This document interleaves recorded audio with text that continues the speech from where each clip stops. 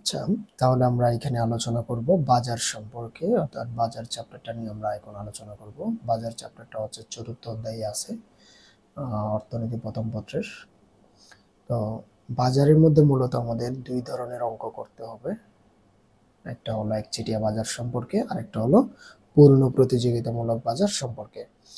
তার মধ্যে পূর্ণ প্রতিযোগিতামূলক বাজার সম্পর্কে আমরা যদি বলি, যে বাজারে অসংখ্য ক্রেতা এবং অসংখ্য বিক্রেতা বিদ্যমান থাকে এবং পূর্ণ দর কষাকষির মাধ্যমে বাজারের দাম নির্ধারিত হয়, সেটাকে আমরা পূর্ণ প্রতিযোগিতামূলক বাজার বলে থাকি।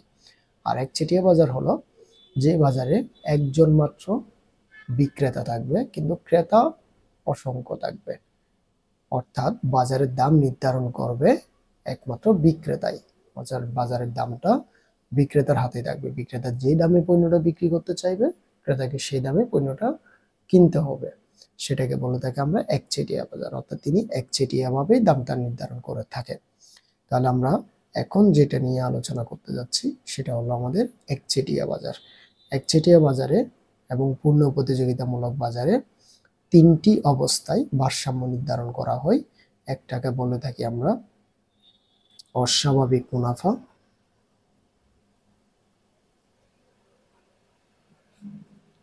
অস্বাভাবিক মুনাফা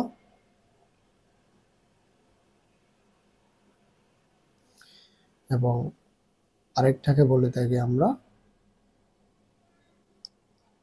স্বাভাবিক মুনাফা এবং পরবর্তীটা হচ্ছে লোকসান বা ক্ষতি। এই তিনটি অবস্থায় আমরা বাজারে ভারসাম্য নির্ধারণ করে রাখবো, একচেটিয়া বাজারেও এবং পূর্ণ প্রতিযোগিতামূলক বাজারেও। দুইটা ক্ষেত্রেই আমরা এই তিনটি অবস্থায় বাজারের দাম নির্ধারণ করে থাকবো। তাহলে প্রথমে আমরা যেটা অঙ্ক করব বা যেটা নিয়ে আলোচনা করব সেটা হলো একচেটিয়া বাজার। দেখুন, প্রতি বছরই এখান থেকে প্রশ্ন অবশ্যই আসে, বোর্ড পরীক্ষায় এবং কলেজ পরীক্ষায় তো থাকবেই। তাহলে একচেটিয়া বাজারের মধ্যে আমরা যদি একটা চিত্র অঙ্কন করি, চিত্রটা আমি সম্পূর্ণ নিজের আইডিয়া থেকে আঁকি, আপনি জাস্ট দেখার চেষ্টা করুন একটা চিত্র কিভাবে অঙ্কন করা হয়। একটা হলো আমাদের লম্ব অক্ষ, আরেকটা হলো ভূমি অক্ষ। আমরা এখানে জিরো অক্ষ বসাই নিচ্ছি। আর লম্ব অক্ষে হচ্ছে আমাদের সর্বদা এখানে দাম থাকতে পারে এবং আয় থাকতে পারে এবং ব্যয়ও থাকতে পারে। আর আমরা ভূমি অক্ষে দেখাবো কিউ, অর্থাৎ দ্রব্যের পরিমাণ, যেটাকে আমরা কোয়ান্টিটি বলে থাকি। আমি এখানে তিনটি অবস্থা নিচ্ছি। একটা হলো 5 টাকা, একটা হলো 10 টাকা এবং আরেকটা হলো 15 টাকা। আমি এখানেও নিচ্ছি দুটি অবস্থা, একটা হলো 10 এবং আরেকটা হলো 20। আচ্ছা, আমি প্রথমে 15 থেকে 20-এর মধ্যে দাগটা নিয়ে আসবো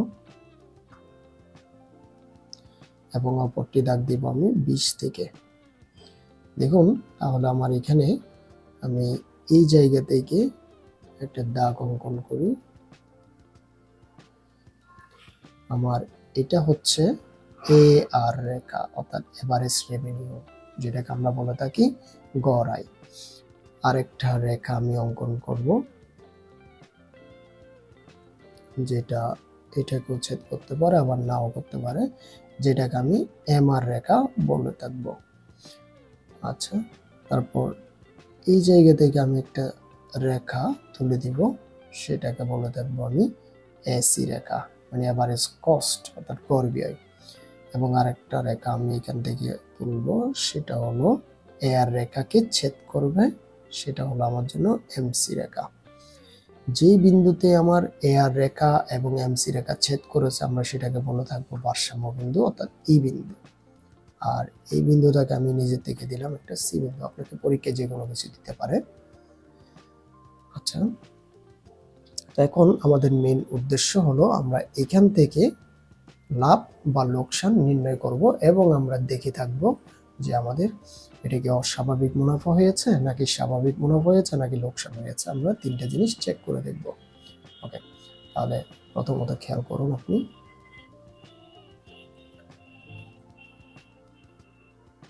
এখানে AR AC এবং কিউ, আমাদের মূলত এই তিনটা জিনিস লাগবে। আপনি চিত্রটা যেমনই থাকুক অবশ্যই এই তিনটা জিনিস আগে নির্ধারণ করে নেবেন। দেখুন AR রেখা ই বিন্দুতে ছেদ করেছে, তাহলে এই বিন্দুর আমাদের মান কত? 15। আমরা 15 লিখে নিলাম। একই নিয়মে আমাদের AC রেখা আপনার ছেদ করেছে সি বিন্দুতে, আর সি বিন্দুর মান কত? 10। এবং কিউতে কিন্তু আমাদের দুটি বিন্দু রয়েছে, একটা হলো 10 আর একটা হলো 20, কিন্তু আমাদের 20 দিয়ে যেহেতু কাজ সম্পাদিত হয়েছে আমরা 20 থেকে নিব, তার কিউ এর মান হচ্ছে আমাদের জন্য 20। তাহলে এখানে এখন আমরা আরো দুইটা জিনিস বের করব। একটা হলো টিআর সমান হলো AR ইন্টু কিউ। আমাদের AR এর মান হলো 15 আর কিউর মান হচ্ছে আমাদের জন্য 20। তাহলে আমরা পাচ্ছি এখানে কত? 300। এবং একই নিয়মে আমরা বের করব টিসি। তাহলে টিসির মান হচ্ছে আমাদের জন্য এসি ইন্টু কিউ। টিসির সূত্র, এসির মান হচ্ছে আমাদের 10 এবং কিউর মান হলো 20, সুতরাং আমরা মান পাই 200। অতএব এবার লিখবো, আমরা জানি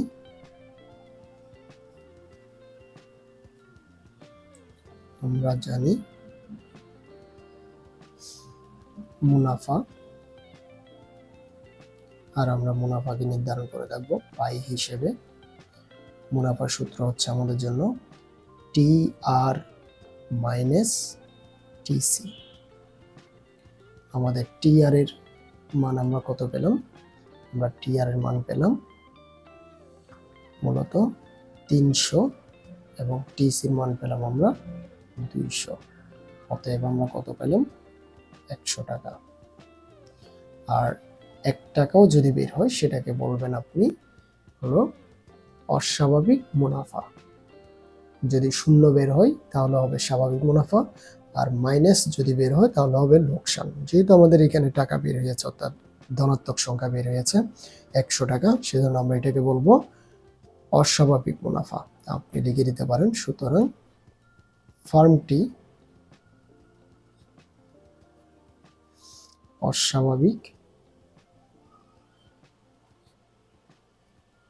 মুনাফা অর্জন করেছে।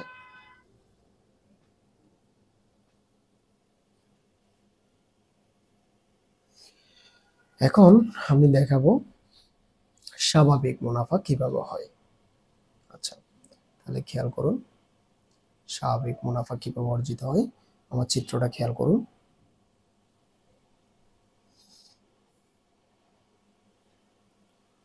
শূন্য, একই নিয়মে পি আর সি। আমি একই নিয়মে এখানে নিলাম 5, 10 এবং 15। এখানে নিলাম আমি 10, আগে নিয়মে 20। আমার যেটা ছিল 15 থেকে 20 এবং 10। তাহলে এইবার আমি যে কাজটি করে থাকবো, আমার এটা হলো দেখুন এসি রেখা, আর এসি রেখা তো মূলত ইউ আকৃতির হয়ে থাকে। আমাদের এটা হলো এসি রেখা আমাদের জন্য। আর আমি এই জায়গা থেকে যেটা টান নেব বিন্দু ছেদ করে, সেটাকে দিব আমি AR রেখা, আর এটাকে আমি ব্যবহার করব MR রেখা হিসেবে। আর আমরা জানি MR রেখা KMC রেখা নিচের দিক থেকে ছেদ করে। তাহলে যেখানে MR রেখা মিলে গেছে সেটা হবে আমাদের জন্য ই বিন্দু, এবং আমি এটাকে ব্যবহার করতে পারি F বিন্দু, আর এটাকে ব্যবহার করতে পারি আমি জি বিন্দু। হোয়াটএভার, আপনি যে কোনো একটা নিতে পারেন। এবার এখানে খেয়াল করুন,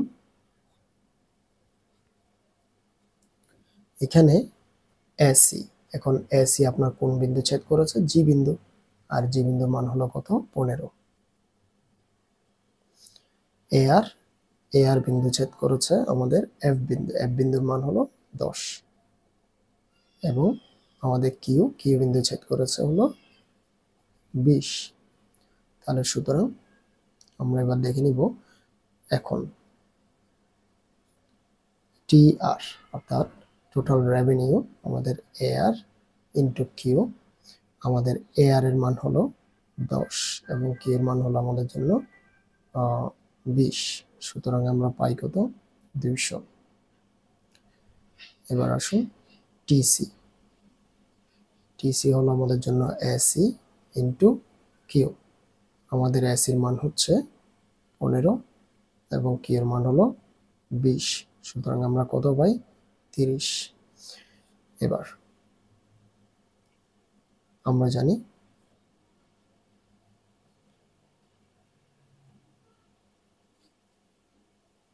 মুনাফা পাই সমান টি আর মাইনাস টিসি। আমাদের টি আর এর মান কত বর্তমানে? 200। টিসির মান হলো 300। তাহলে এবার খেয়াল করুন, আমার এখানে বের হয়েছে -100, আর মাইনাস আসা মানে আমি বলেছিলাম লোকসান। তাহলে সুতরাং ফার্মটি লোকসানের সম্মুখীন হয়েছে।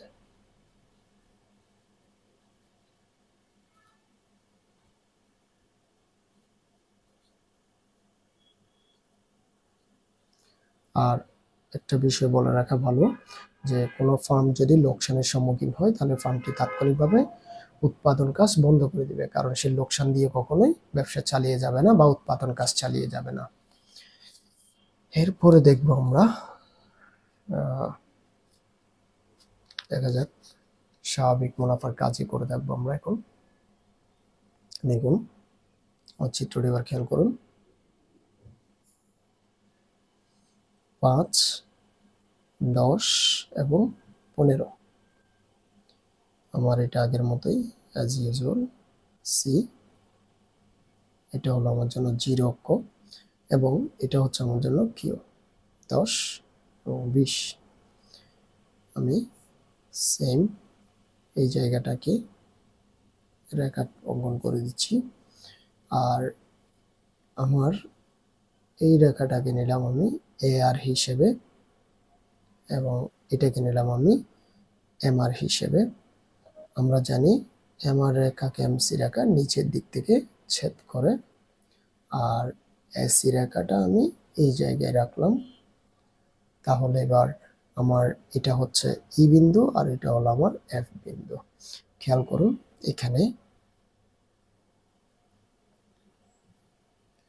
এখানে আমাদের এ আর রেখাটি ছেদ করেছে এফ বিন্দু বরাবর মান হলো আমাদের জন্য 15 এবং এসি হলো আমাদের এফ বিন্দু বরাবর মান তাও 15 আর কিউর মান 20। সুতরাং আমরা এখান থেকে এখন বের করব টি আর এবং টিসি। এখন টি আর এ আর ইন্টু কিউ। আমাদের এ আর এর মান হচ্ছে 15 আর কিউর মান হলো 20। সুতরাং আমরা পাই কত? 300। আবার একই নিয়মে আমরা যদি টিসি বের করি, আমাদের মান হচ্ছে এসি ইন্টু কিউ। এসির মান হলো আমাদের সেম 15, কিউর মান হলো 20। সুতরাং আমরা পাই 300। এবার আমরা জানি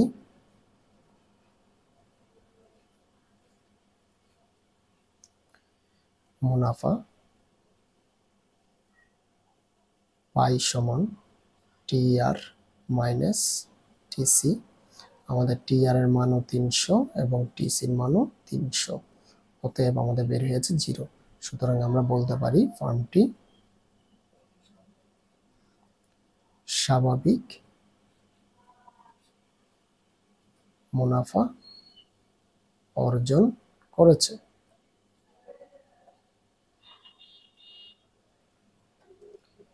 যদি কোনো ফার্মের উত্তর 0 হয় তখন ফার্মটি স্বাভাবিক মুনাফা অর্জন করে, আর মাইনাস সাইন বের হলে লোকসান এবং যদি কোনো পজিটিভ ফিগার যদি বের হয় তাহলে সেটা হয়ে থাকে আমাদের জন্য অস্বাভাবিক মুনাফা।